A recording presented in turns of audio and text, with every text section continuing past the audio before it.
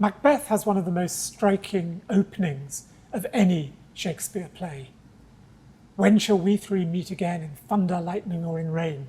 The words of the witches or weird sisters.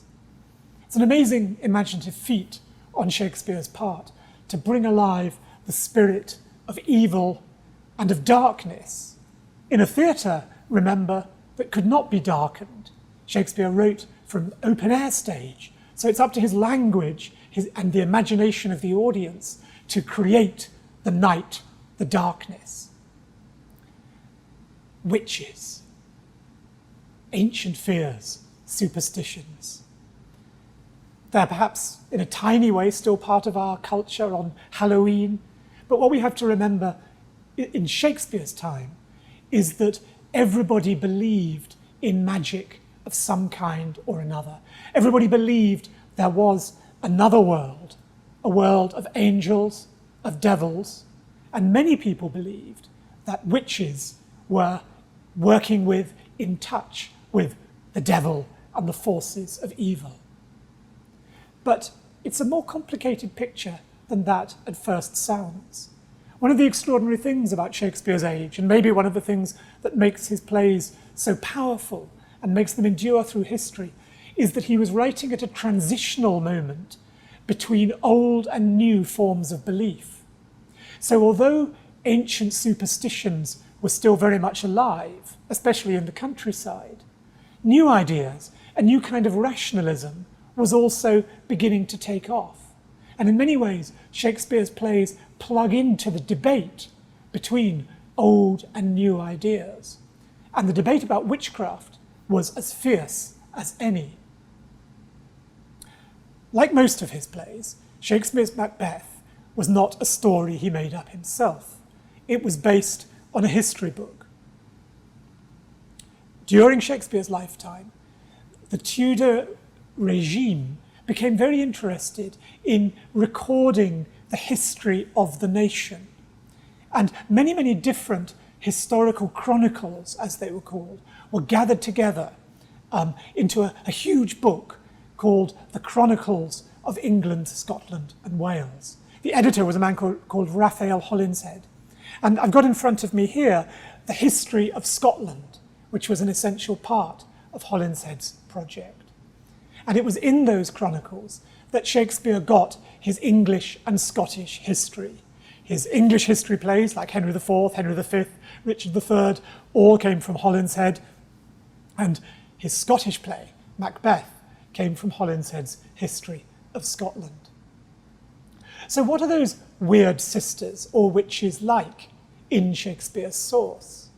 Well, it's something of a surprise if we turn, as I do here, to the illustration of the three weird sisters in Holinshead, because they don't immediately look like our idea of witches. Holinshead has a note in the margin saying, "The prophecy of three women supposing to be the weird sisters or fairies." And he describes how Macbeth and Banquo were riding towards Fors when there met them three women in strange and fairy apparel, resembling creatures of an elder world.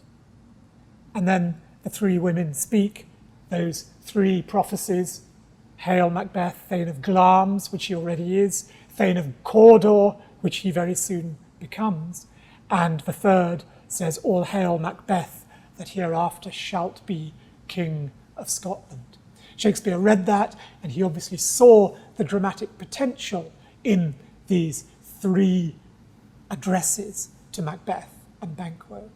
But the image that he saw was of some rather grumpy, but nevertheless quite elegantly dressed ladies, not at all like our idea of witches.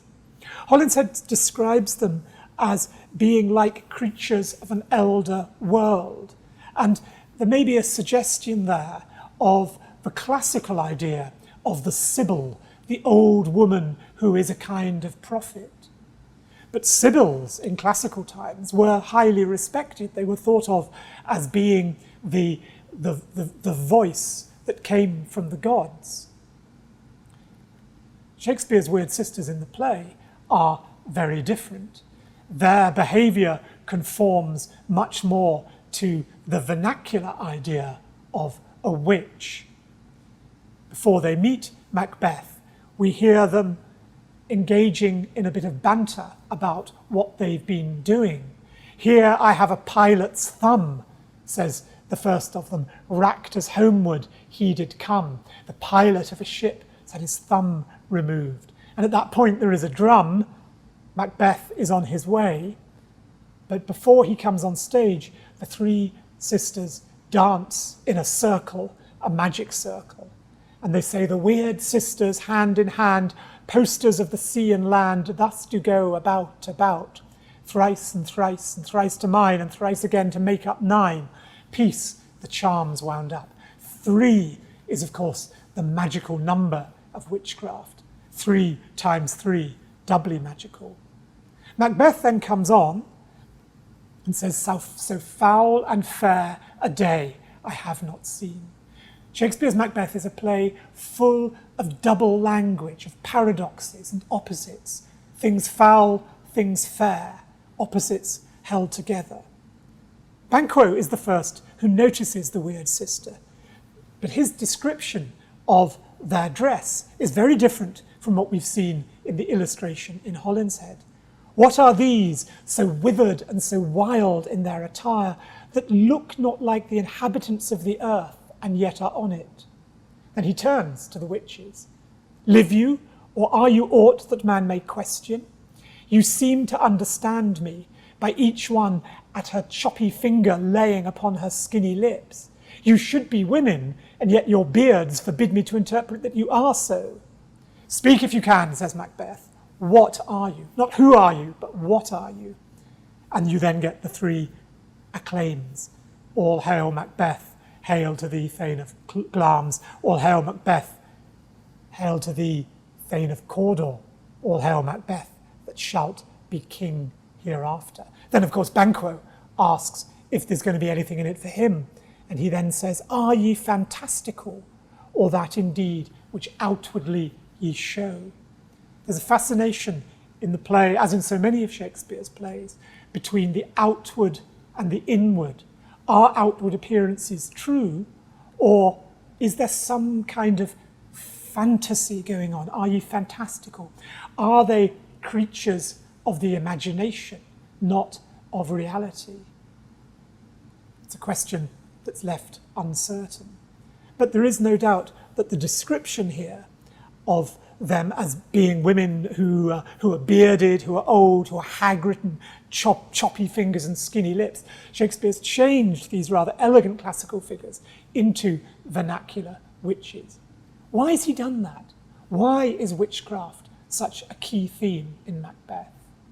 Well, there's a very simple answer to that, and that is that Macbeth was one of the plays that Shakespeare wrote early in the reign of King James. Halfway through Shakespeare's career, Queen Elizabeth dies.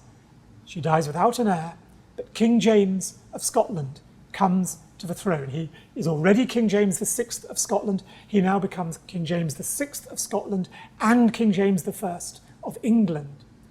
And he brought with him not only his Scottish court, but a whole set of intellectual preoccupations that became obsessions with Shakespeare himself.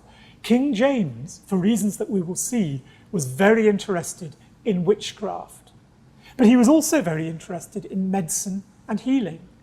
Equally, as the King of Scotland, who's become King of England, he was very interested in the relationship between England and Scotland, the idea of Britain.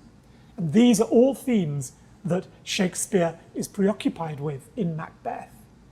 One of the first things that King James did on taking the throne in London was he took on direct patronage of Shakespeare's acting company. Under Queen Elizabeth, they had been the Lord Chamberlain's men. The Lord Chamberlain, the officer in charge of court entertainment, had been their patron. But with King James, they became the King's men. And more frequently, they were asked to perform at court. So when Shakespeare wrote Macbeth, he knew that it would be performed one day in front of the king himself. And that led him to think very hard about King James's ideas, but also to be quite careful about any judgment that he expressed in relation to them.